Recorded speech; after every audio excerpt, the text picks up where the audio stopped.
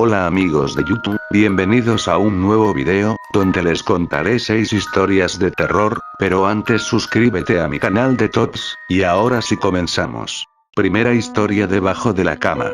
Me encontraba con mis 2 hermanos en mi habitación jugando mientras mis padres habían salido a cenar y volverían muy tarde, es por ello que aprovechamos ese tiempo en el que nunca nos dejaban quedarnos despiertos hasta tan tarde para poder divertirnos lo máximo posible.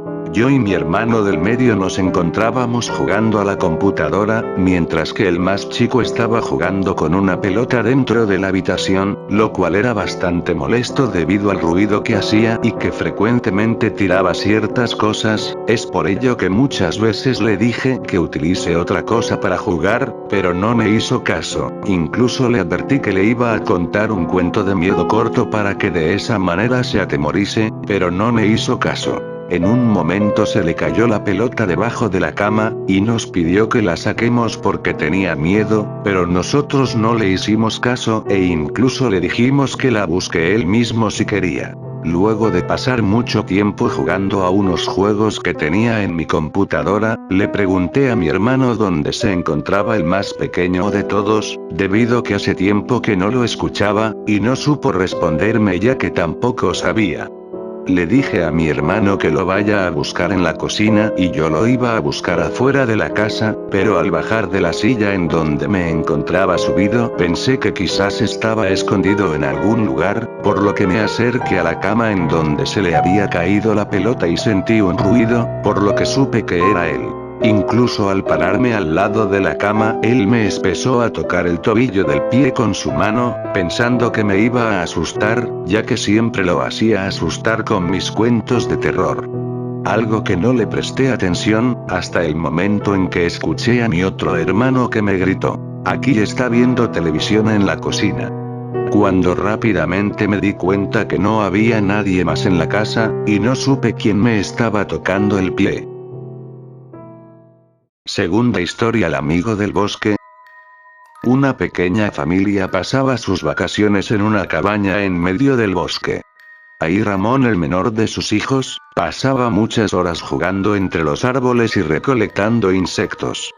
Un día llegó diciendo que tenía un nuevo amigo, su familia se alegró mucho, pues el chico hasta el momento no tenía ninguno. Los días pasaban, pero nadie había podido aún conocer al chico del que tanto hablaba Ramón, así que sus padres le pidieron que lo invitara a casa a cenar. Cuando la madre preparaba la cena, pudo ver que Ramón estaba sentado en los columpios, y cuando todo estuvo listo, lo llamó a comer. El chico se sentó a la mesa, diciendo: "Dijiste que trajera a mi amigo a cenar, pero olvidaste su plato, pues cuando llegue, le servimos, no tengas prisa", respondió su madre, pero ya tiene hambre. Se lavó las manos y se sentó junto a mí. Los demás miembros de su familia se sintieron algo decepcionados, al no poder ver a nadie en aquella silla, creyeron que se trataba de un amigo imaginario. Y quisieron continuar la noche como si nada hubiese pasado. Pero Ramón dijo de nuevo: "Mamá, mi amigo tiene hambre, por favor dale un plato", o se enfadará. El padre, que no era muy paciente, lo reprendió haciéndole saber que no seguirían su juego, pero entre gritos y regaños, todos quedaron sorprendidos a ver que la silla que estaba a un lado de Ramón, se estrelló contra la pared, y los platos de la mesa fueron arrojados al suelo. Las luces de la casa empezaron a parpadear, y se oían horribles gritos de enojo. Cuando las luces se estabilizaron, el pequeño Ramón era jalado hacia el bosque, pero no podían ver quién lo arrastraba. Tampoco volvieron a ver a Ramón desde entonces, pero a veces, cuando ven el columpio del jardín se mece, piensan que Ramón se encuentra ahí invisible, como su amigo del bosque. Tercera historia de terror: favores mortales. Faltaba poco para amanecer, Carlos conducía a toda velocidad por las calles vacías, tratando de llegar antes de que sus padres se dieran cuenta de que había estado fuera toda la noche, así que no respetaba luces o señales de alto de ningún tipo. A pocas calles de su casa, una chica cruzó la calle con la misma prisa, y el joven ni siquiera hizo esfuerzo por detenerse, el cuerpo voló sobre el coche, después del golpe, y rodó hasta unos arbustos cercanos. La mayor reacción de Carlos fue mirar por el retrovisor y al llegar a casa, con prisa, analizaba cada rincón del auto, a pesar del fuerte golpe no hubo abolladuras, así que solo se esmeró en desaparecer las manchas de sangre que pudo ver. La mañana llegó pronto y lo encontraron aún limpiando el auto, pero se quitó la presión de encima simplemente diciendo que había limpiado el auto para que se lo prestaran de nuevo. Y se fue a dormir. Por la tarde, su padre le puso las llaves sobre la mesa y le dijo, no sé qué hiciste con el auto, hijo, pero si quieres que te lo preste de nuevo, la limpieza incluye interiores, haciendo un guiño de complicidad. Carlos fue entonces a limpiar el auto, que despedía un horrible olor desde adentro. Los asientos tenían encima tierra y hojas, pero parecía que entre más limpiaba, más hojas se encontraba, hasta formarse un montón tan grande que la aspiradora no podía lidiar. Entonces el chico las arrojaba fuera con sus propias manos, envolviéndose sin darse cuenta entre aquel mundo de hojas. De pronto sintió algo duro en medio de toda aquella basura, y una mano sujetó fuertemente su brazo, mientras de entre las hojas se levantaba el cuerpo maltratado de la chica que atropelló, y ésta le decía: tú acabaste con mi vida, tarde o temprano te devolveré el favor. Cuarta historia: los días lluviosos. Las gotas de lluvia viajaban del cielo a su ventana, realizando una danza graciosa y oscureciendo el panorama. Cuando esto sucedía, ella solo quería sentarse ahí, viendo hacia afuera, para contemplar esa cadencia con la que venían a estrellarse contra su cristal. Con aquella taza de espumoso chocolate entre las manos, las veía con atención, intentando contarlas, y darle nombre a cada una de ellas. Pero, las traviesas gotas sospechaban sus intenciones e intencionalmente cambiaban de lugar, se revolvían bailando alegremente para que ella no pudiese lograr su cometido. Entonces aquella práctica se extendía por horas, en las cuales ninguna cedía. La muchacha quería clasificarlas y ellas confundirla hasta que ambas caían dormidas, ella recargada sobre su ventana, y las gotitas abrazadas, para que no las sorprendiera y las contara. Mientras la joven se dejaba atrapar por sus sueños, alguien más quedaba atrapado en su belleza, subía hasta la ventana, la veía, intentaba acercarse, se arrepentía, daba la espalda, se alejaba, pero no mucho, era más fuerte su deseo de contemplarla. Así que volvía y flotaba justo frente a sus ojos, clavando en ella muy fuerte la mirada, intentando traspasar su piel, su cráneo y llegar directo a su cerebro, para formar parte de sus sueños. Era tanta la fuerza de este espectro que lograba perturbar su descanso. Ella despertaba agitada, incómoda, asustada, y veía aquella vaporosa figura propagarse en los alrededores, dejando muy bien marcada en la ventana la huella de su mano que intentaba alcanzarla. De esta manera le hacía saber que estaría cerca, observándola cada vez que cerrara los ojos, acechándola algunas veces desde los rincones oscuros, intentando siempre ser parte de su vida. Quinta historia de terror: la televisión. Todas las tardes, Ramón se preparaba para ver su serie favorita. Pero en esta ocasión, el clima malograba la señal y al cabo de un rato, se fue la luz. En medio de la oscuridad, arrojó todo lo que estuvo a su paso, hasta que vio por la ventana un destello. A pesar de que no había energía eléctrica, la vecina tenían encendido un televisor, posiblemente ayudada de un generador. Por su parte, él ni siquiera tenía una lámpara o cerillos para iluminarse. Así que se acomodó para ver el televisor de los vecinos aunque fuera de lejos. Apenas había tomado asiento, y su aparato se encendió también, aunque no las luces.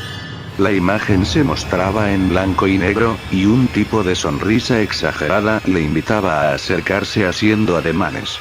Con extrañeza, el sujeto volteaba hacia todos lados, como si hubiera alguien más en su casa a quien pudiera estar llamando. Luego de comprobar que estaba solo, se acercó. El hombre de la televisión no hablaba, solo gesticulaba y hacía señas. Al mismo tiempo le enseñaba imágenes a todo color de brutales asesinatos. Las ilustraciones eran grotescas, pero en un sentido morboso. El televidente permanecía esperando la siguiente, porque seguro sería peor. Después de unos minutos, se dio cuenta que las víctimas de la escena eran sus vecinos, esos del enorme televisor, y luego escuchó gritos. Desde la ventana veía que alguien los atacaba, así que buscó el celular para llamar a la policía, pero no pudo encontrarlo entre tanta oscuridad. Corrió entonces en su auxilio, pero al llegar, estaban muertos. Temiendo que alguien lo acusara de lo sucedido, volvió a casa. El televisor pasaba el mismo programa extraño, solo que el sujeto de la sonrisa macabra ya no estaba, solo había un hueco oscuro marcando su silueta. Pero la fotografía del asesinato, esa era la más horrenda porque en ella estaba Ramón. Sexta y última historia de terror: el secreto del orfanato. Se pensaba invertir millones en la restauración de un antiguo orfanato que permaneció abandonado más de 60 años, a causa de un terrible incendio. Se pudo comprobar que aquel lugar en sus mejores tiempos, tuvo una tasa mayor del 80% de niños reintegrados a un hogar. Sin importar que estos hayan contado con una discapacidad o defectos de nacimiento, de igual manera se le brindaban ahí los mejores cuidados de los médicos más prominentes, y era este el concepto que quería rescatar, pues ahora funcionaría como hospital infantil gratuito para familias de escasos recursos. Se contrató un nuevo vigilante nocturno para el edificio, el número 32 en la cuenta, pues los que pasaron antes, habían terminado desaparecidos, locos y muertos en circunstancias extrañas. A pesar de haber sido advertido de todo esto, Salvador aceptó el empleo, y esa misma noche se encontraba dando la ronda por el lugar abandonado. En un punto de su recorrido, en el lugar donde solía estar la cocina, escuchó golpes y desesperados gritos que le hicieron correr unos metros hacia atrás, pero recordando su deber, volvió hasta la cocina, abrió la pesada y oxidada puerta, que hizo rechinar las entrañas del edificio, con una cadena de ecos, que le crisparon los pelos. Quiso entrar con cautela, pero la puerta se cerró detrás de él velozmente, empujándolo frente a un viejo horno, del cual provenían los gritos, y que se sacudía estrepitosamente, lanzando eruptos de fuego que enrojecían la cara del extrañado hombre. Cuando se acercó para tratar de apagarlo, a través de una pequeña ventanilla de cristal, vio horrorizado que aquellos gritos pertenecían a alguien que se consumía por las llamas infernales de aquella caldera. Con toda su fuerza y sin importar quemarse las manos, trataba de abrir la pesada puerta y liberar a quien se retorcía de dolor ahí dentro. Pero todo fue en vano, aquella persona se quemaba ante sus ojos llenos de lágrimas, y él no podía evitarlo. Vio fijamente a través del cristal, pidiendo perdón por no poder ayudar. Entonces un rostro calcinado saltó desde el fondo, mirando fijamente con el único ojo que le quedaba, empujó la puerta, esta se abrió lentamente, retorciéndose y aún en llamas. Piernas, torsos, brazos, manos, empezaron a salir una tras otra, detrás del pobre sujeto que no había hecho otra cosa más que intentar ayudar. Todos eran pequeños, sin duda de niños, como todos aquellos que alguna vez desaparecieron ocultos tras el engaño de que había sido entregados a una buena familia, cuando en realidad fueron quemados en aquel horno después de haber realizado terribles experimentos con ellos, y algunos otros habían terminado servidos en la cena de sus compañeros, habiendo pasado primero por las navajas de un enorme molino, que aún sangraba. La mañana siguiente, encontraron un guardia más que agregar a la lista, muerto en la cocina, con las manos calcinadas, con una mueca de terror en su rostro, cubierto por una sangre que no le pertenecía. No olvides suscribirte a mi nuevo canal de Tots, donde te vas a entretener con mi contenido y a la vez aprenderás algo. Suscríbete.